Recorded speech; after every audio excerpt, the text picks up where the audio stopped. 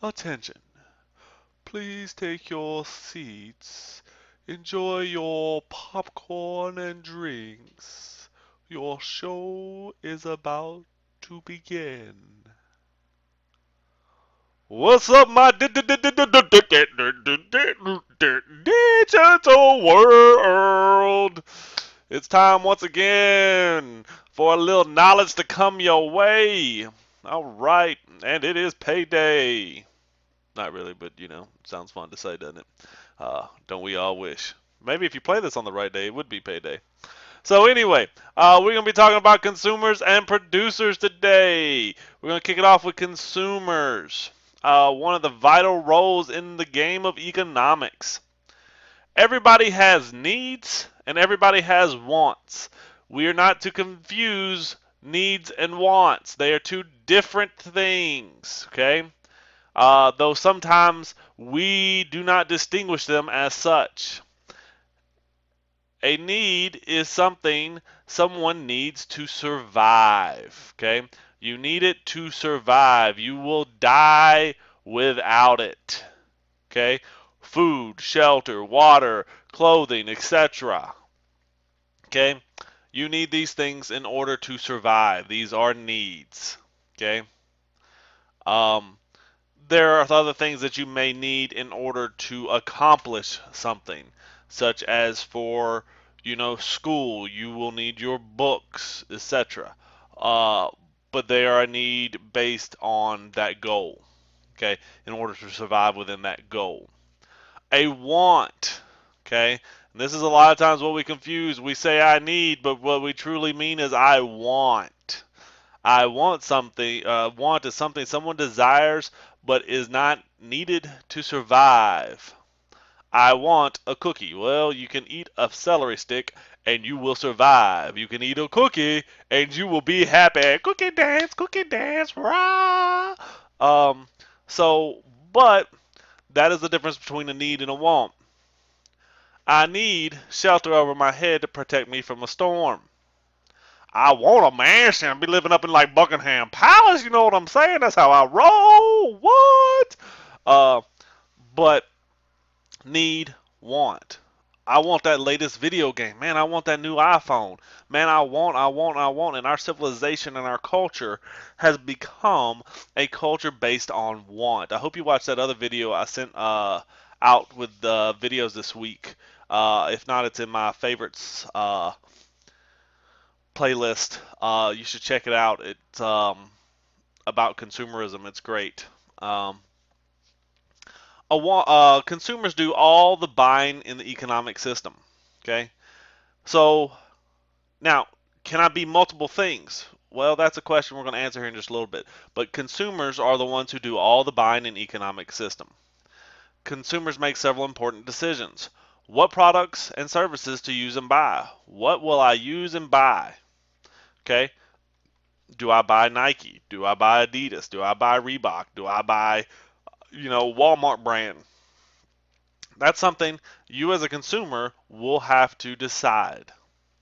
Um, how much to buy? Do I really need more than one pair of shoes? No. Are you going to buy them? You might. I'm not. I usually got one pair of shoes. Uh, well, I got a pair of shoes, a pair of flip flops, and some boot. Well, some dress shoes. I don't even have any boots right now. So, you know, it's all about what you want and what you need to get by. Uh, I'm good with that. I don't want 20,000 pair of shoes. Some people do, you know. Uh, so you got to decide how much of them are you going to buy. What are you willing to pay for? Am I willing to pay $100, $130, $150, $200 for a pair of Jordans? Heck no. That's why most of the time you see me at Walmart buying some shoes. I don't really care. If you want to make fun of me, you may.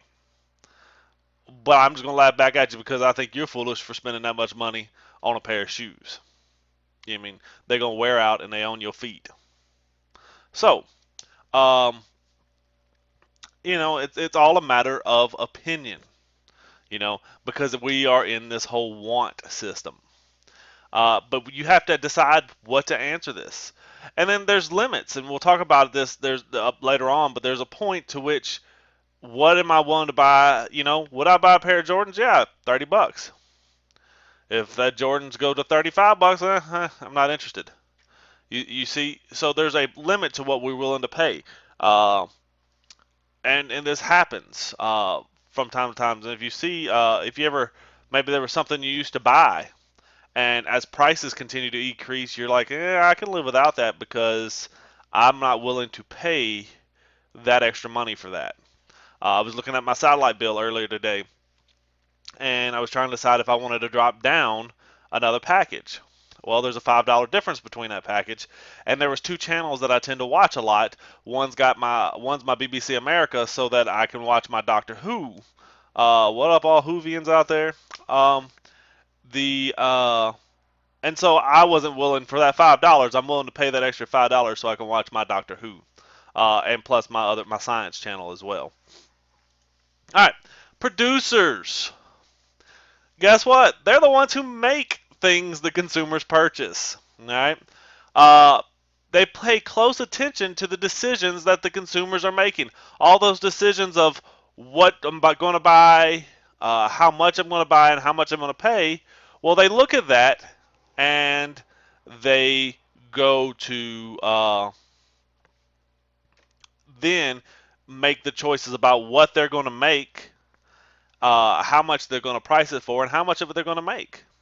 If people are running to buy things off the shelf that are selling for $100, well, maybe if we price that at $115, we could still sell them. Man, they still run off the shelf. Well, maybe if we start selling them for $130. And that's how some of these prices eke up, is because, man, they're running off the shelf and they're selling so many of them. Well, we can maybe keep selling it, and then they get to a balance to where the price is high enough that they are selling exactly what they have rather than being more demand. And that's a concept we talk about later on. It's an equilibrium between supply and demand. Workers, a case of split personality. Workers are both consumers and producers. Workers are consumers because they buy things. Workers buy things. They need food, they need clothing, they need materials to work, so forth. They're producers because when they are working, they are producing a service or a good. So they are both producers and consumers. Businesses. Uh, Workers don't die, they multiply. Think of it like this. When a bunch of workers get together and they undertake tasks of production, they become a business. Okay? So it's like, one piece of a puzzle is a piece of a puzzle, but when you put all those pieces together, you got a puzzle. Go figure. Or a piece of bread, you take another piece of bread, you take some turkey, you take a piece of cheese, you take some mustard and some mayonnaise. Well, individually, you got mustard, mayonnaise, bread, cheese, turkey. But you put it together, you got a sandwich. You know what I'm saying? Good. Man, that might be what I have for lunch. Good sandwich. And so they do things such as get permits, rent buildings, hire employees, buy equipment, and have payroll. These are things, tasks of production that businesses do. And they provide the means that drive most economic activity. Businesses are your producers. I know people are producers, but businesses are your larger scale producers. People who work for them, workers who work for them, are providing the labor in order to produce the things. The businesses are your large scale, big picture producers. Okay, because they do these things. They get the permits in order to make the productions to be located where they're at, so forth. They rent the buildings. They hire all the employees, the workers to work for them. They're paying for the labor.